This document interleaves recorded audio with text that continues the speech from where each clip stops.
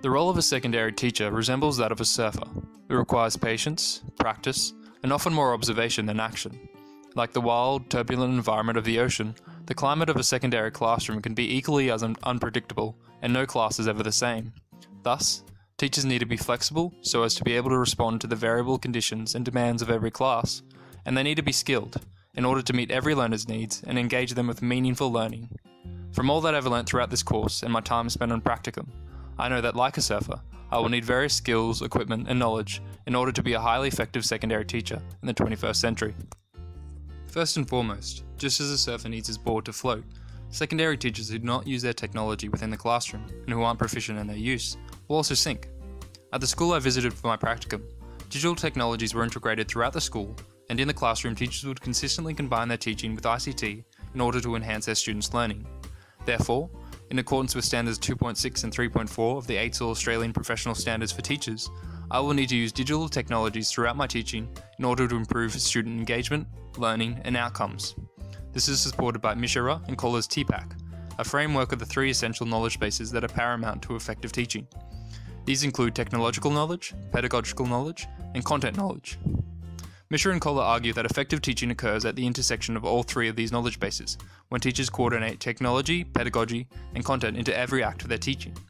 Furthermore, as outlined in the AITSL Standard 4.5, with the spread of internet technology in the classroom, I must also be able to model and teach safe computing practices so that students will know how to behave ethically, as well to keep themselves safe and secure online. Out in the ocean, surfers need to move with and not against the waves, which all vary in height, force, and direction. In the context of a classroom, students also come in different shapes and sizes, and want to be given a voice and to be respected as human beings with their own thoughts, interests, and beliefs.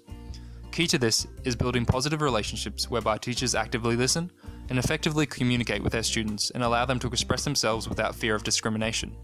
As writes Churchill, the establishment and maintenance of high-quality positive relationships is perhaps one of the most crucial must-have capabilities in the makeup of the 21st teacher. By making the conscious effort to learn about my students and to make them feel part of an inclusive environment, I can not only better engage them but also improve their learning and outcomes. With that said, however, I need to ensure that the relationships that I build with my students remain within professional boundaries. The Queensland College of Teachers defines these professional boundaries as the obligation of teachers to act professionally at all times in their relationship with their students, and provides examples of the breaches, such as offering advice on personal matters to a student, and showing preferential treatment to students without legitimate reason. Thus, I need to maintain a fine balance of building positive relationships that benefit student engagement and outcomes, and at the same time establish clear boundaries to ensure that they are kept at a professional distance. Furthermore, while it's important that I maintain positive and professional relationships with my students, equally important is that I spend time to build partnerships with their parents or guardians. During my practicum placement, I noticed that there was a school-wide emphasis of communicating with parents and guardians and involving them in the decision-making of their child's learning. This is in accordance with AITSL Standards 3.7 and 7.3, and is supported by Beagle, who writes, "Parental involvement in education can provide significant academic and social benefits for students, and the teacher-parent relationship formed by that involvement benefits both teachers and parents. By developing a strong partnership with parents and guardians, and giving them a voice and input in their child's education, this creates a sense of shared responsibility and vision for their child's educational outcomes." While every wave is unique, for certain waves the surfer may need to paddle faster or move from his position in order to catch them. Likewise, for certain students, I may need to provide them with additional support or modify my pedagogy and assessment in order to include them in the learning experiences. For example, for students with disabilities, secondary teachers have a legislative requirement to include them in all learning experiences and, where necessary, make reasonable adjustments. According to the Disability Standards for Education 2005, an adjustment is a measure or action taken to assist a student with a disability to participate in education training on the same basis as other students.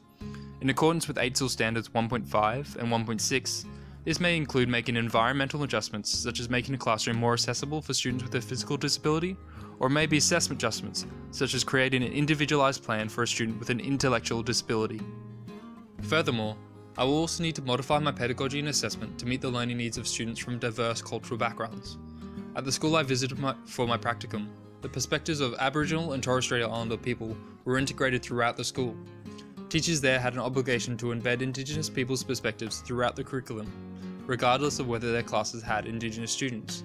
Therefore, in accordance with AITSL Standards 1.4 and 2.4, I too will have to include Aboriginal and Torres Strait Islander people's perspectives throughout my teaching and resources, and ensure that I meet the learning needs of my Indigenous students.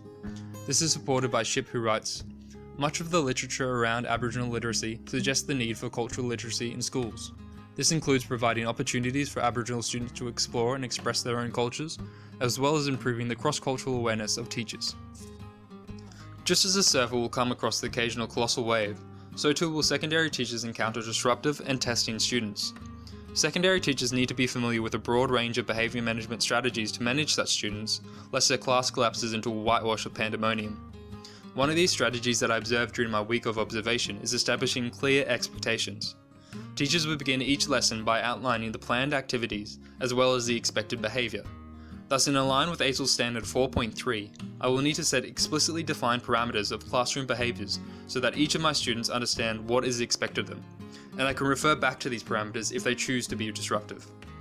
This behaviour management strategy is one of the 10 skills of Education Queensland's 10 essential skills for good classroom management.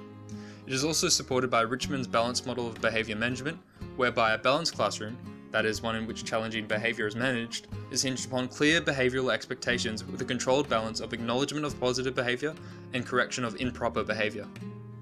So what do I need to be a highly effective teacher of the 21st century? Well, I'll need to have a broad knowledge of the various digital technologies that can be used to improve student learning, and be able to model their safe and ethical use. I will need to build positive relationships with my students that remain within professional boundaries, as well as develop a strong partnership with their parents or guardians in order to better support their learning. I will also need to be able to modify my pedagogy and assessment according to the diverse learning needs of my students, such as providing additional support for students with disabilities and creating culturally inclusive learning environments for Indigenous students. And I will also need to demonstrate a broad knowledge of the practical approaches to managing challenging behaviour, such as establishing clear expectations. Just like the surfer who tunes his skill with every ride, I will seek to improve my practice and constantly learn from every lesson and every encounter with my students.